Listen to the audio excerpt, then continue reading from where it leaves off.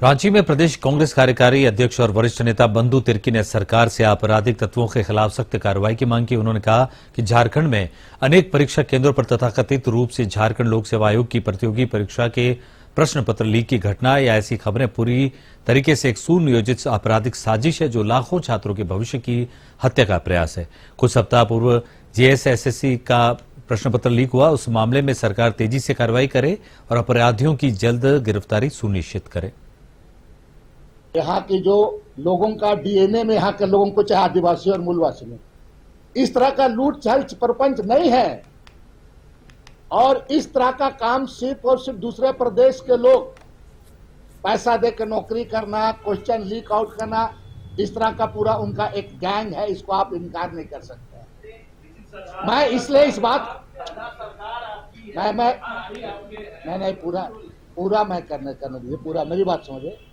और यहाँ की जो संस्कृति को इस तरह से करके पूरा ये जो वातावरण करने का काम करे, इसी के बारे में मैं कह रहा हूँ कि राज्य सरकार के पास इससे बड़ा काम और कुछ नहीं। गोपालगंज पुलिस ने वाहन जांच के दौरान एक यूपी नंबर के ट्रक से करोड़ों रुपए मूल्य का स्प्रीट बरामद किया है। वहीं पुलिस ने 2 तस्करों को भी गिरफ्तार किया है। पुलिस ने यह कार्रवाई कुचाय कोट थाना के बलथरी चेक पोस्ट पर की।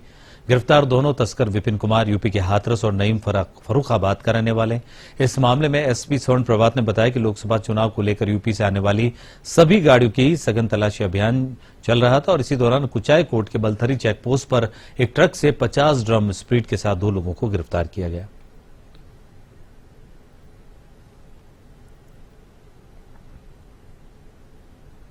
कुचायकोट थाना अंतर्गत एक ट्रक से 50 ड्राम स्प्रीट बरामद किया गया है, जिसकी कुल मात्रा करीब 10,000 लीटर है। और इसमें 2 लोग यूपी के जो तस्कर जो स्प्रीट लेकर आ रहे थे, उनको भी गिरफ्तार किया गया है। और इसमें हम बैकवर्ड फॉरवर्ड लिंकेज स्थापित कर रहे हैं और आगे कार्रवाई इसमें की जाएगी। स्प्रीट की कीमत करोड़ों में हो सकती है, क्योंकि स्प्रीट से काफी भारी मात्रा में शराब बनाया जाता है। तो इसकी कीमत। हजारीबाग इस्कॉन सेंटर में गौर पूर्णिमा के अवसर पर पुष्प होली का आयोजन किया गया। हरे राम हरे कृष्ण के धुन पर भक्तों ने जमकर फूलों की होली खेली। यह महोत्सव चैतन्य महाप्रभु के आविर्भाव दिवस के रूप में मनाया गया। इस दिन भगवान चैतन्य महाप्रभु नवद्वीप मायापुर धाम में प्रकट हुए थे। इस उपलक्ष्य में कई कार्यक्रम का आयोजन इस्कॉन में किया गया। सभी भक्तों ने भगवान का पुष्प अभिषेक किया। आयोजकों का कहना है कि होली के दिन घर से निकलना मुश्किल होता है, इस कारण होली के पहले ही इस्कॉन सेंटर में कार्यक्रम का आयोजन किया गया।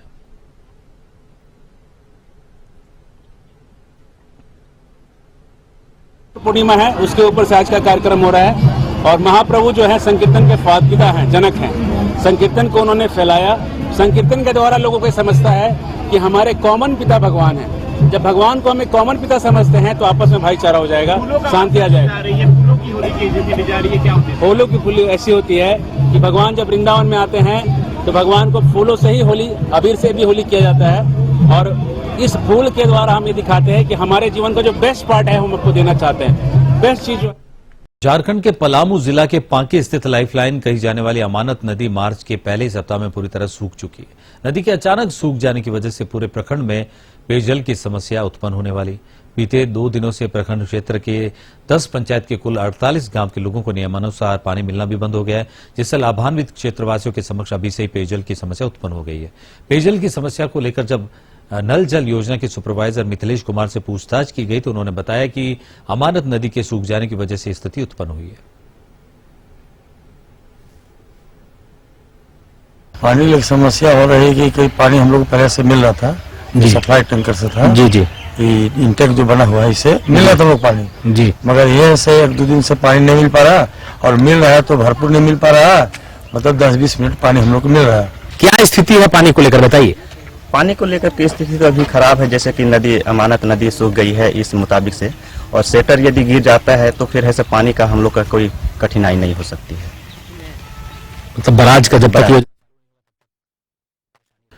झारखंड मुक्ति मोर्चा के केंद्रीय प्रवक्ता धीरज दुबे ने सोमवार को कहा कि वंदे भारत एक्सप्रेस ट्रेन का रूट परिवर्तन हो जाना पलामू लोकसभा क्षेत्र के सांसद विष्णुदयाल राम की विफलता का परिणाम है। साथ ही पिछले 10 वर्षों में सांसद अपने क्षेत्र के लिए कोई भी उल्लेखनीय कार्य कर पाने में सफल नहीं हो सके, इसलिए उन्हें नैतिकता के आधार पर आगामी लोकसभा चुनाव नहीं लड़ना चाहिए। धीरज दुबे ने कहा कि वंदे भारत ट्रेन का रूट पहले रांची से लोहरदगा टोरी डाल्टनगंज होते बनारस तक निर्धारित था, लेकिन बाद में सांसद चंद्र प्रकाश चौधरी के दबाव और पलामू सांसद विष्णुदयाल राम की निष्क्रियता की वजह से इस ट्रेन का रूट गिरडीह गया होते हुए बनारस कर दिया गया। पलामू की जनता तो बाद में, पहले उनकी पार्टी के कार्यकर्ता ही उनको स्वीकार नहीं कर रहे। अभी 19 मंडल अध्यक्षों ने बैठ के प्रेस वार्ता किया और बोला कि हम बीडी राम जी को अपने प्रत्याशी के रूप में स्वीकार नहीं करते हैं, हम विरोध अपना जता रहे हैं और हम अपने पार्टी के शीर्ष नेतृत्व से आग्रह कर रहे हैं कि कृपया यहाँ पे हमारा प्रत्याशी बदल दिया जाए।